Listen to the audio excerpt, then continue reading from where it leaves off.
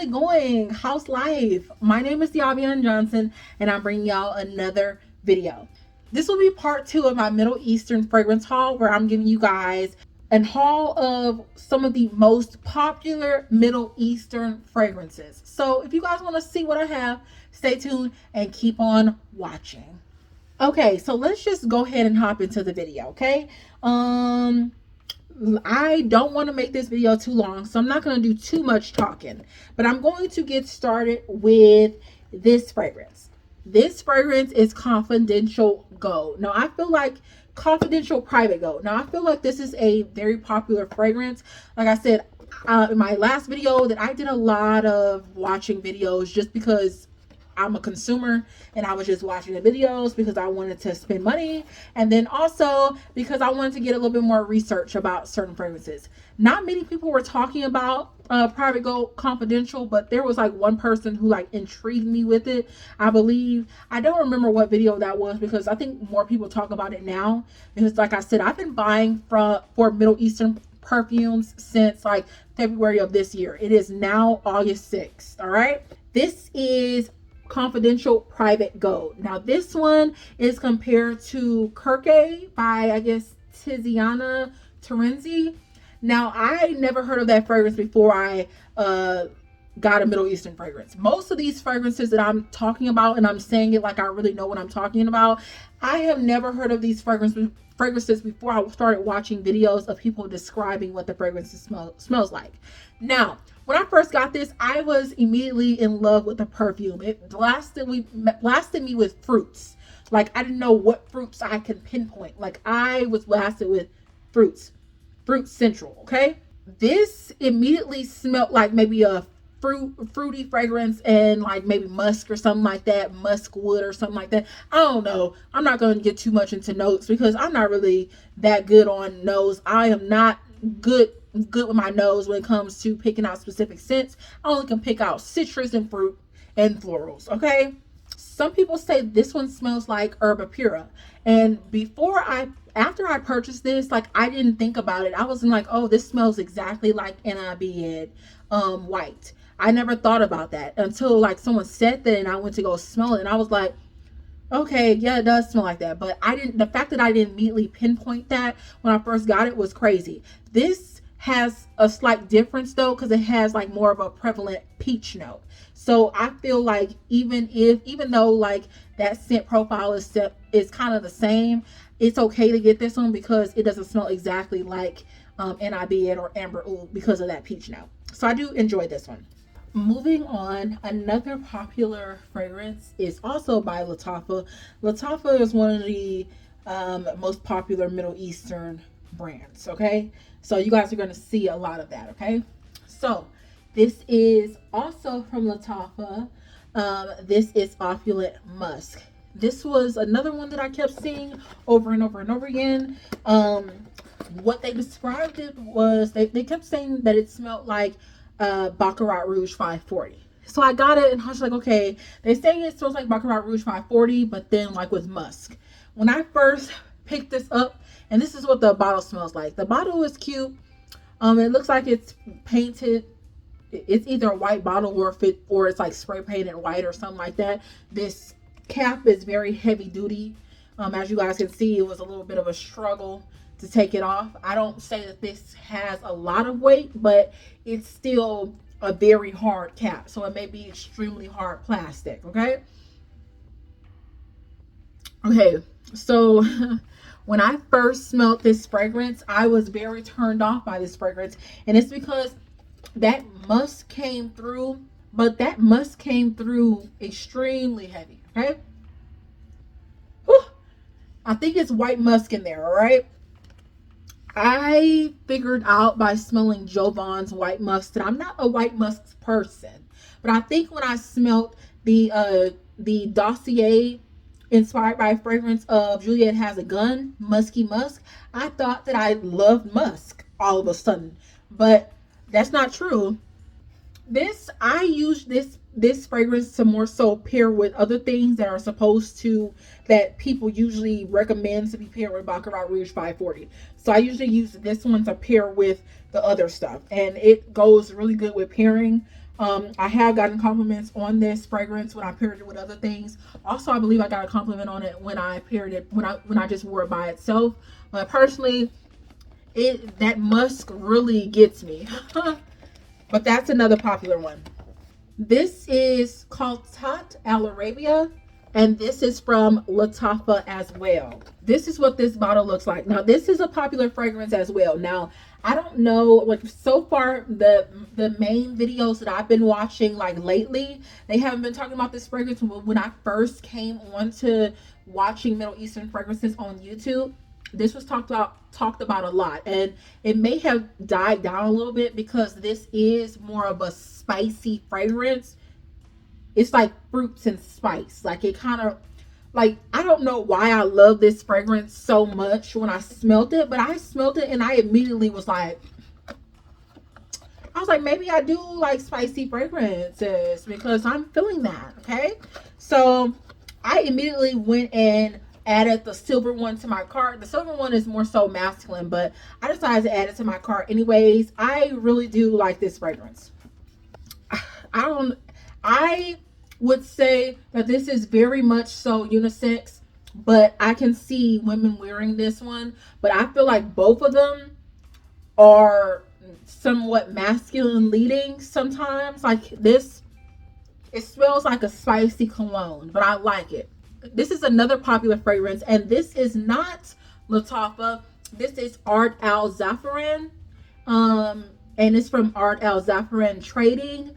That's the name of the company. This is what the box looks like, and once I pull it out, you guys are probably gonna think and already know what this fragrance is. Okay, so this is what it looks like. This is called Ben Huran, and this has like a little bow. I mean, it's cute.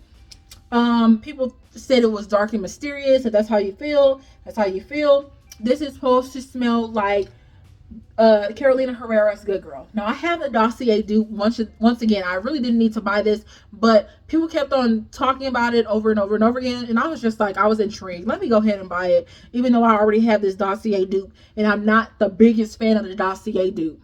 I'm not the biggest fan of Carolina Herrera from what I smelled from the dossier dupe. But this one is slightly, I don't know if I'm tripping, it's just slightly sweeter than that one. But it still gives me Carolina Herrera vibe, okay? So this is a nice fragrance if you like Carolina Herrera.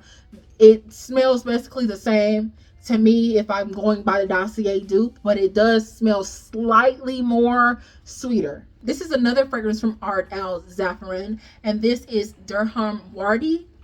Now, I am interested in purchasing more from Art Al Zafran because so far these two were hits, but Latafa like done had everybody in a chokehold. So Latafa and Maison Alhambra, which is a part of Latafa, basically had everybody in a chokehold. So it was very easy to keep buying Latafa because they always putting out new releases. Okay, they won't let me breathe. Let me try other people's stuff. Like, you had your chance, you had your shot. Like, let me move on, right?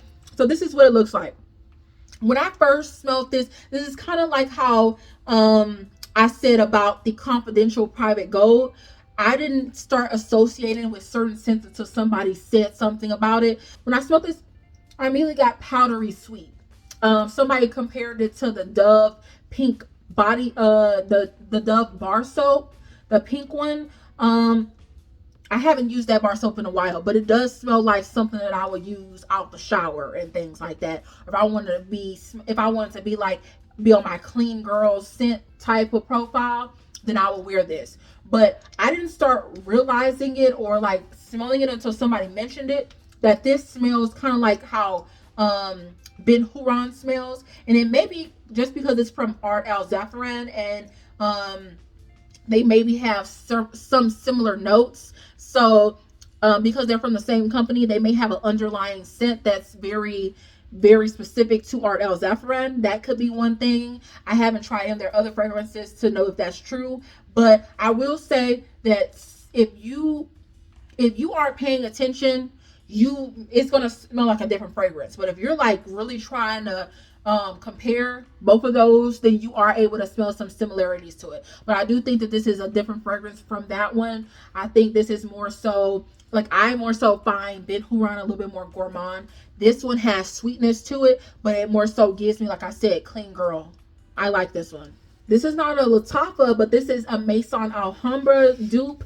And Maison Alhambra is one of Lattafa subsidiary brands, so it's still a part of Lattafa, but it goes underneath another umbrella. Maison Alhambra usually does more outright dupes, or more so outright looks of the exact bottle of whatever they're duping. And this is supposed to be a dupe for the Dior, I guess, exclusive line or something like that. Don't get me to laughing line. I don't know. I know it's from Dior, but I don't know if it's true. I've seen a Dior fragrance. I don't know if it necessarily smells like this, but I know for sure that the bottle looks the same. So this is what this looks like. This is Tobacco. Now, I got mine from Fragrancebuy.ca, and I don't know what it is, but people always send me things that have like a slight defect to it, and that's what that's the reason why my label looks like this. They printed it on the adhesive side, and then instead of just giving me a new sticker on the bottle, they just re-put adhesive on the other side as well. So when I got this was already kind of sticky, which let me know that it was adhesive on this side as well. So that was that.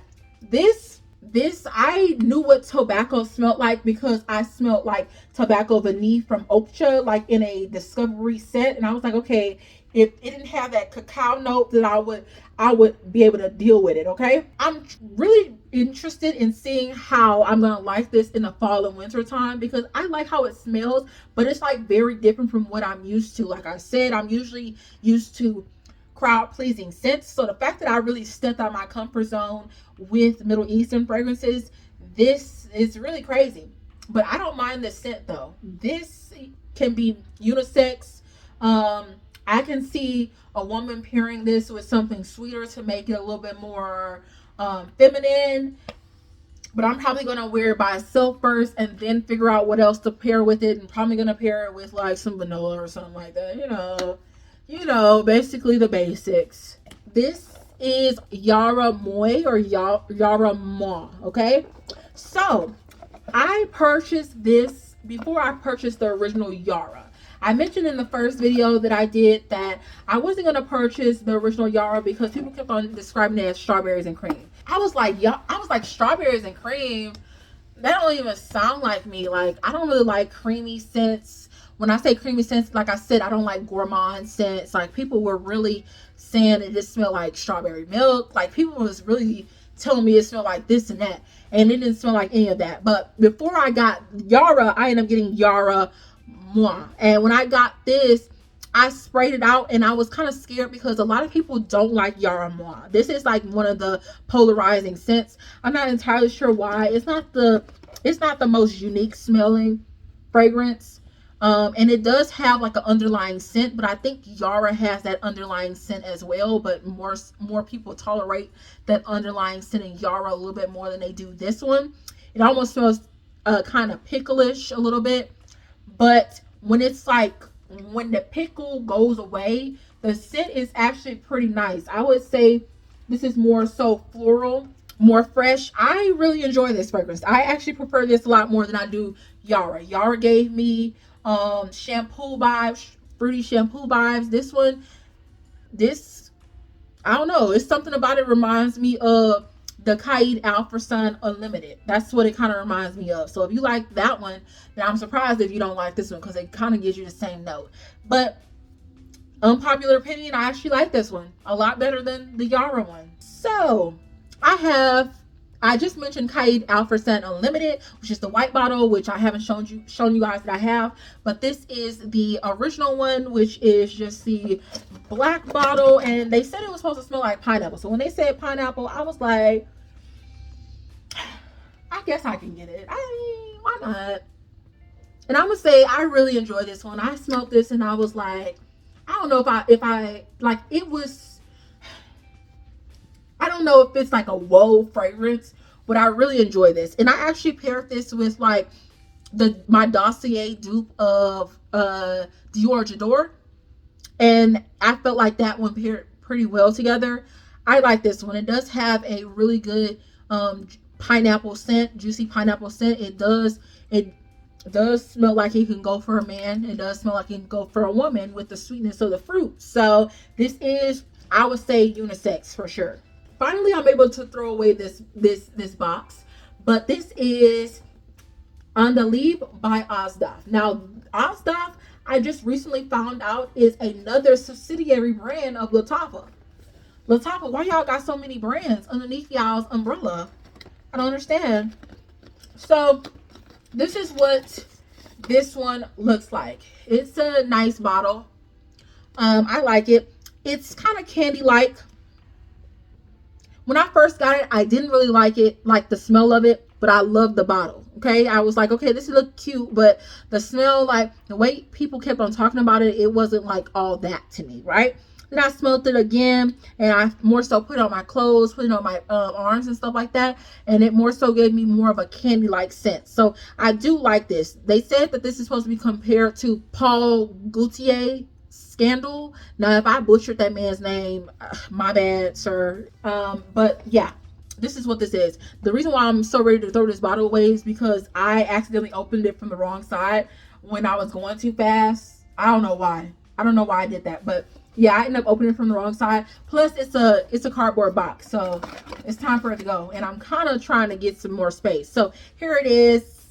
And the last fragrance that I had another one that I was gonna do, but then I decided to do this one because this one is slowly but surely climbing up the popularity ladder, and that is Armand's Club de Nuit Imperial. Now, Armand was the first Middle Eastern brand that I ever found out about, but I didn't know that they were Middle Eastern. I just happened to come across their videos when I was like in my